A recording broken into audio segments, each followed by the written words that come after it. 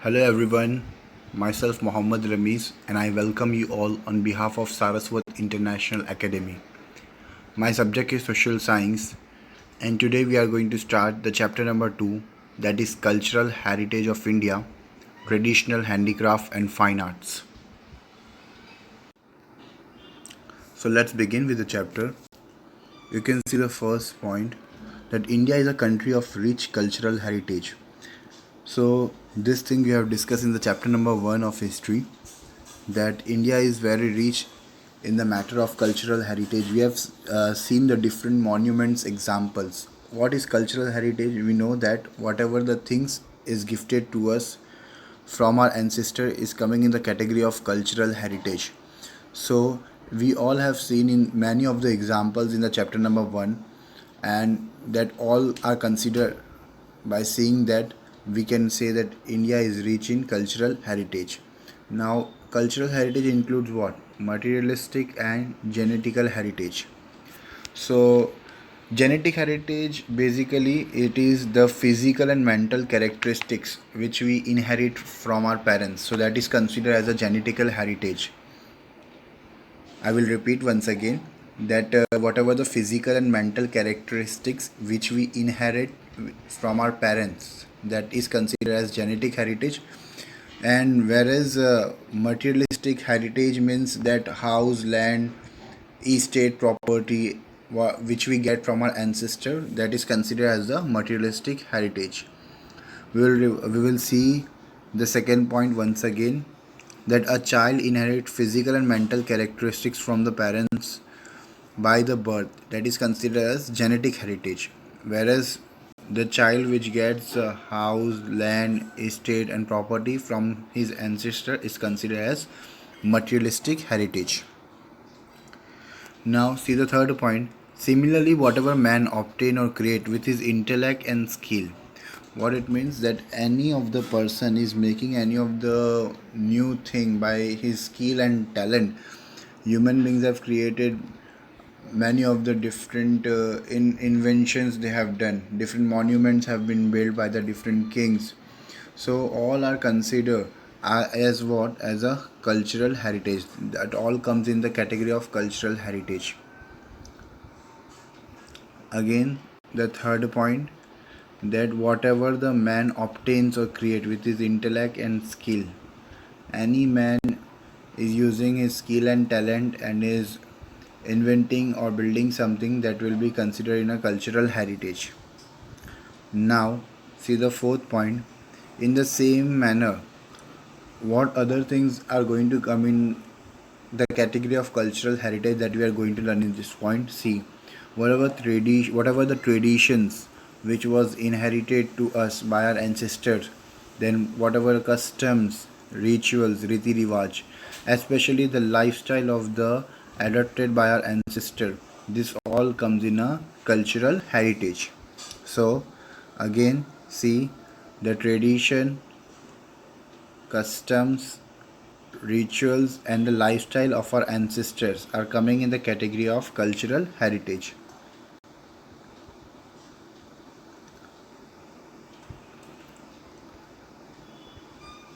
Now see the fifth point.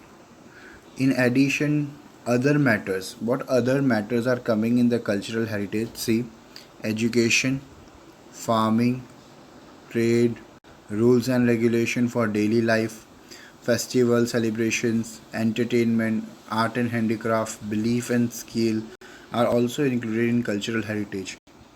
Education, we have a Nalanda University, which is very ancient. Okay, so that also comes in our cultural heritage.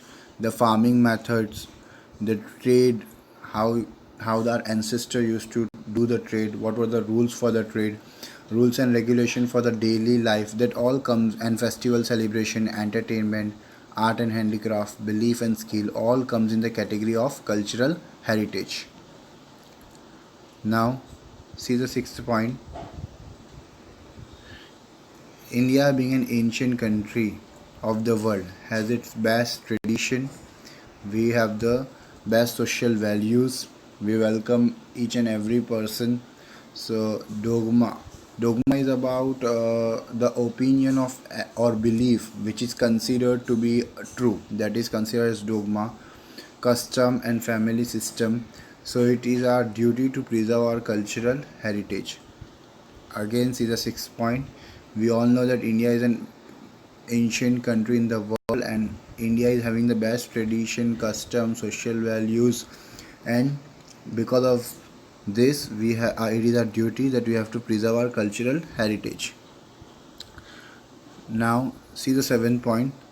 This can come as a question like how many form of art are mentioned in our ancient literature. So you have to remember this. There are references of 64 arts in our ancient literature. How many? 64. Okay, what it includes? This include handicraft. These all things we are going. These are the only thing which we are going to learn in this chapter. Handicraft, handicraft, workmanship, kasab, art, drawing, music, dramatic art, and dance. This is all which we are going to learn in this chapter in detail. So we will discuss afterwards when it comes. Now, 8 point. Our ancient currencies were also valuable. Prosperity of India was main attraction for the visitors to attack India. We all know that India was known as a golden sparrow, and in India's prosperity, India की जो प्रगति है, that only have attracted to the different Western countries to come to our country for the purpose of trade. Now, see the ninth point. Today, the education of yoga has considered as a part of cultural heritage. Yes, this is yoga is also considered as a part of cultural heritage, which has been accepted by the whole world, and the yoga concept have accepted by the whole world, and consequently means as a result, 21st June. You have to remember this. 21st June is celebrated as the World Yoga Day in the whole world. So this point says about that education of yoga is considered as a part of cultural heritage, and now the whole world is accepting this and celebrated 21st June as a World Yoga Day. So it is a matter of pride for us.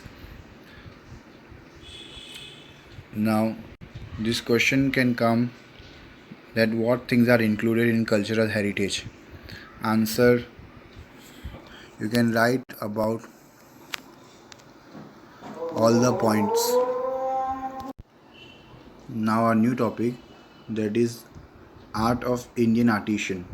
Whatever thing we get from our ancestor, because of their art, because of their skill and talent, we have got all the things. So this is about that. See, the beauty of Indian culture heritage is lying in the traditional art and its artisan. So whatever the artistic thing we have got, clay art, then inlay work, animal work, stone work, so all this work are done by the different skillful artisan. Now see, they have skillfully developed and varied lifestyle of people through their remarkable art and handicraft industry. So they have used their skill and talent, and that's why we have got all this artistic thing in our cultural heritage. Now, here in the second point, they have written all the things which we are going to learn in this chapter. We are going to learn about weaving and embroidery, wooden art, clay work, drawing, painting, leather industry, animal work, sculpture, architecture, akik work, diamond related artistic workmanship, and knitting work have their unique identity in India. So these all are the things which we are going to learn in detail in this chapter.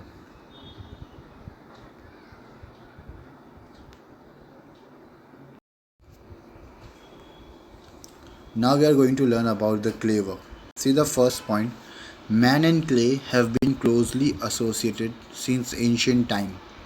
The whole life of man revolves around it from the cradle to the grave. So here it means that there has been a close relation between the man and clay utensils since ancient time. The use of clay was so much in that period, in the ancient time, that the whole life of of a person revolved around the clay. Since metal was not invented, almost everything was made of clay. That's why it is said that the whole life of man revolves around it from the cradle to the grave. Now, see the second point. Before the invention of metal, clay utensils were used abundantly. Abundantly means in more proportion, or the clay utensils were only used. So, what things? See, toys, pots, pitchers. Pitchers is about that it is a deep vessel which is used for storing the liquid. So, earthen lamp, clay stove, chulha. Claywares were made by the potters. Claywares were made by the potters. For what thing? For storing the grains, milk, ghee, curd, and buttermilk. So here in the second point it is discussed about that at that time there was no invention of metal, so all the things were used mostly of clay. And we have seen the different example. What are the toys, pots, pitchers, earthen lamp, clay were made by the potter to store the grains, milk, ghee, curd, and buttermilk.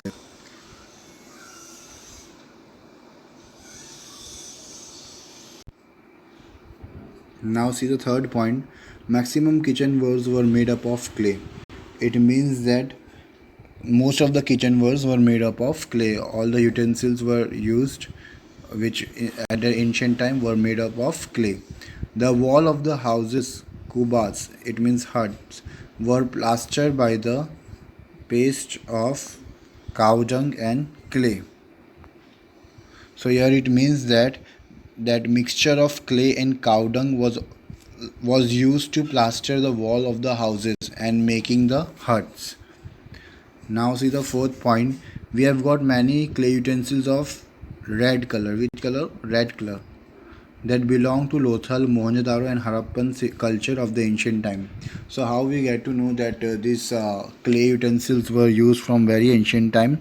Because of we have found the evidence of it from at the time of excavation from the Mohenjo-daro and Harappan civilization.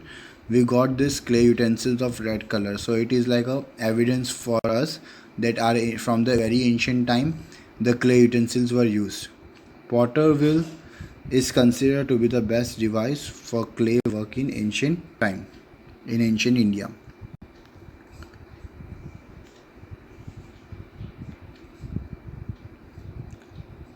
Now see the fifth point.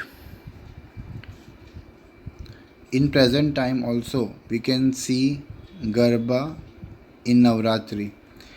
In that Garba picture having holes containing the earthen lamp is used. So we can also see this use of clay item like pots for storing water and Garba at the time of Navratri, and pitcher having the holes containing earthen lamp inside is used. Now see the sixth point. India was famous for producing the baked utensils of baked clay as well as unbaked clay since ancient time, and it is known as terracotta. So first of all understand what is terracotta. See, the utensils made from unbaked and baked clay are known as terracotta. So this is known to us by seeing the remains. When we have excavated the things, we have found the remains of it. Old and handmade clay utensils was found from the Nagarjuna Konda in South India and Lagnaj in Mehsana district. See the sixth point once again. India was famous for producing the baked utensils of baked clay and unbaked clay. And how you can say this? Because we have find the remains of it at the Nagarjuna Konda in South India and Lagnaj in Mehsana district. The question can be asked, for this about writing about the clay art of ancient India.